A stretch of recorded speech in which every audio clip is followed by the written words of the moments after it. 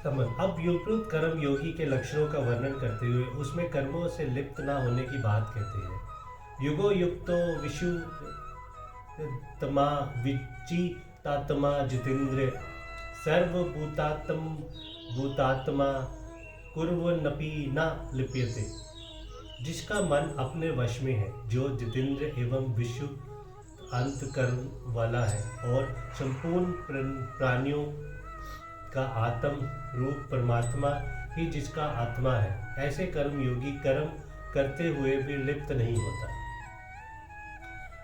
प्रश्न, योग युक्त के साथ विजितात्मा जितेंद्र और विशुद्धात्मा ये विशेषण किस अभिप्राय से दिए गए हैं?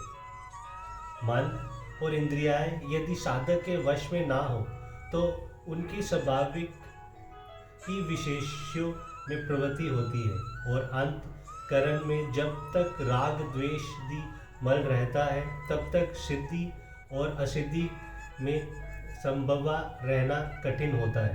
अतएव जब तक मन और इंद्रियां बली बालती वश में ना हो जाए और अंतकरण पूर्ण रूप से परिशुद्ध ना हो जाए तब तक साधक को वास्तविक कर्म योगी नहीं कहा जा सकता।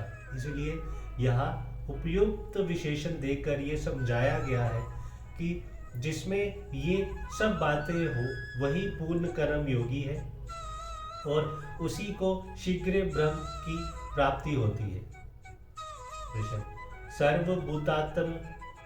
भूतात्मा इस पद का क्या अभिप्राय है?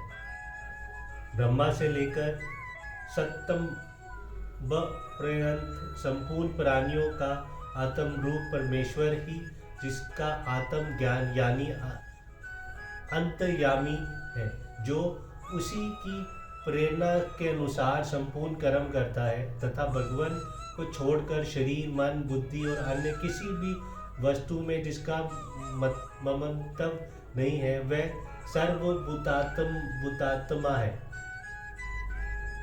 यहाँ अपि का प्रयोग किस हेतु से किया गया है?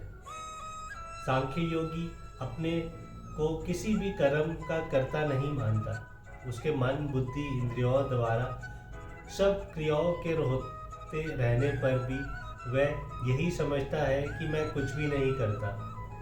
गुण ही गुणों में बढ़ते रहे हैं, मेरा इनसे कुछ भी संबंध नहीं है। इसीलिए उसका तो कर्म से लिप्त होना ठीक ही है, परंतु अपने को कर्ता समझने वाला कर्मयोगी भी भगवान के आज्ञा अनुसार और भगवान के लिए सब कर्मों का करते हुए भी कर्मों में फल इच्छा और आस्तिक ना रहने के कारण उनसे नहीं बनता। उसकी विशेषता है।